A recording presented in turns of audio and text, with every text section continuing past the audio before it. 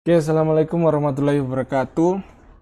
Di video kali ini saya akan coba menjabarkan ada beberapa sifat yang ada di dalam Laplace, yaitu ada linearity atau linearitas di dalam Laplace, kemudian S min A shifting atau pergeseran S menjadi S min A.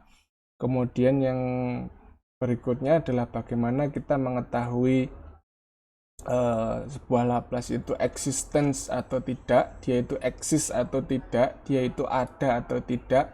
Itu harus juga memenuhi dua sifat, yaitu sifat piecewise continuous, kontinuitas yang terpotong dalam beberapa bagian, kemudian yaitu exponential order. Jadi ada 4 sifat hari ini yang akan kita pelajari. Sifat yang pertama, di video ini ada 4 sifat tadi ya, 4 sifat. Sifat yang pertama adalah linearity. Apa itu sebuah sifat linearity atau sebuah sifat linearitas? Yaitu ketika dua buah fungsi, yaitu fungsi f, di sini dimisalkan ada dua buah fungsi, yaitu fungsi f dan fungsi g, adalah dua buah fungsi yang beda. Ya, f dan gt itu adalah dua buah fungsi yang beda, di mana transformasinya itu pasti ada. Kemudian dikalikan sebuah konstanta, yaitu di sini misalkan konstanta A dan konstanta B, sehingga A itu dikali F, kemudian B itu dikali G, maka apabila ada fungsi seperti ini dan akan dilaplaskan, itu memenuhi sebuah sifat linearitas, yaitu ketika sebuah fungsi itu dikalikan dengan konstanta, kemudian dijumlahkan dengan fungsi yang lain, maka itu bisa dilaplaskan dulu masing-masing fungsi satu dan fungsi kedua, atau fungsi f dan fungsi g dalam hal ini di sini. Nah, itu dilaplaskan dulu, baru dikalikan dengan konstantanya masing-masing, baru dijumlahkan. Nah, itu kenapa kok bisa seperti ini? Kenapa dia bisa memenuhi kaidah linearitas ini? Anda sudah mengetahui bahwa sebelumnya di dalam Laplace itu operasinya adalah operasi integral. Operasi integral dengan kernel E pangkat minus ST ini ya.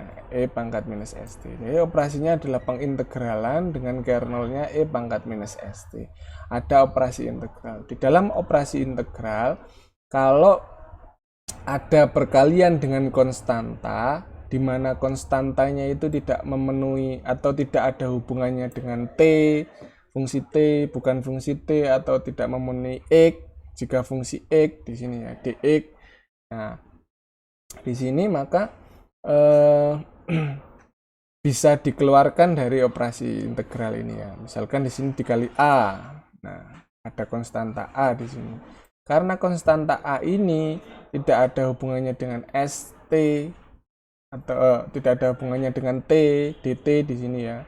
Nah, maka A ini bisa keluar dari sini ya, bisa keluar di sini. Tidak masuk dalam operasi integral. Nah, integralnya diintegralkan yang ada hubungannya dengan T dulu, baru dikalikan dengan A, bisa seperti itu. Nah, itu sifat perkalian dengan konstanta.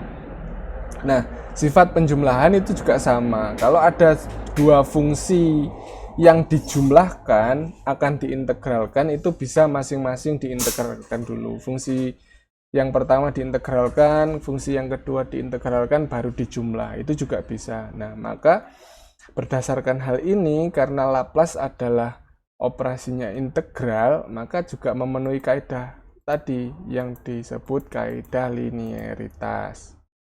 Nah, maka di sini kalau ada dua buah fungsi, yaitu fungsi f dan fungsi g, yang dimana ini dikalikan konstanta a dan konstanta b.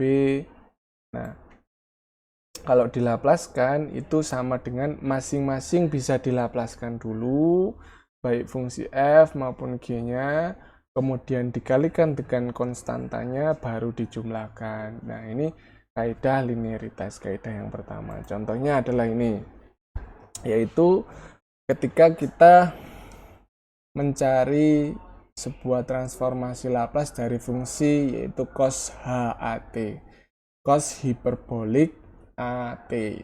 Nah, cos hiperbolik atau cos HAT itu sama dengan ini ya, cos H itu sama dengan setengah E pangkat AT plus E pangkat minus AT. Kalau sin itu sama dengan setengah E pangkat AT minus E pangkat minus AT. Nah, bedanya tanda ya. Kalau cos itu plus, sin itu minus, min E pangkat negatif AT. Nah, ini kan sudah jelas. Dikalikan dengan konstanta setengah masing-masing. Kemudian ada dua fungsi T. Fungsi T yang pertama yaitu E pangkat minus AT. Fungsi T yang kedua adalah E pangkat minus AT. Yang depan ada E AT, yang fungsi yang kedua E minus AT. Ada dua fungsi di sini ya. Nah, ini kalau dilaplaskan sesuai dengan kaidah tadi, konstantanya bisa keluar. Ini konstantanya adalah setengah dalam hal ini, bisa keluar dulu setengahnya, bisa keluar ke sini. Kemudian masing-masing fungsinya bisa dilaplaskan. EAT bisa dilaplaskan dulu, E pangkat minus AT bisa dilaplaskan dulu. Nah, ini seperti ini, masing-masing dilaplaskan. Sesuai dengan hasil yang minggu lalu atau video yang lalu sudah saya jabarkan, Laplace dari EAT adalah seper S min A ya. Hasilnya di sini ada. Nah, ini penjabarannya ada di sini. Hasil dari E min AT Laplace-nya adalah EAT, hasilnya adalah 1 per S min A. Hasilnya adalah ini. Kalau A-nya positif, di sini S min A. Berarti kalau A-nya di sini negatif, A-nya negatif, berarti di sini hasilnya adalah 1 per S plus A ya. Berkebalikannya S plus A. Nah, ini berubahnya di mana? Berubahnya pasti ya di sini. Di sini negatif, sama-sama negatif, minus A. Kalau A-nya ini negatif ya, minus A. Minus A, minus S ya, sama-sama minus, berarti bisa dibuat minus S, ini berarti plus A. Nah, seperti ini. Nah, berarti di sini sudah plus, integralnya juga sini juga plus, ini juga plus, ini juga plus, ini plus plus, dapat S plus A. Nah, itu ya. Kalau E pangkat AT hasilnya S min A, kalau E pangkat min AT ya S plus A. Nah, di sini. Nah, maka di sini contoh ini di E pangkat A itu hasilnya S min A, kemudian E pangkat minus A itu S plus A. Untuk menyederhanakan sampai di sini, menyederhanakan dikali dulu dengan konstantanya yaitu setengah, masing-masing dikali konstantanya setengah, kemudian disamakan penyebutnya agar lebih sederhana ya. S min A dan S plus A. Untuk menyamakan penyebut kita kali masing-masing fungsinya. S kali S kuadrat, kemudian min A kali plus A, min A kuadrat, ini kemudian min AS plus AS ya, 0, berarti hasilnya adalah S kuadrat min A kuadrat ya, ini. Jadi kalau disamakan penyebutnya adalah ini, pembilangnya ini adalah ini penyebutnya.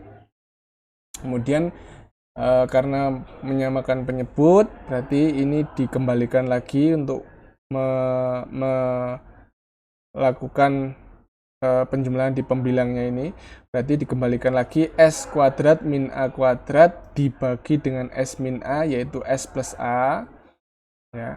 Kemudian S kuadrat min A kuadrat dibagi S min A S plus A, hasilnya adalah S min A di sini ya.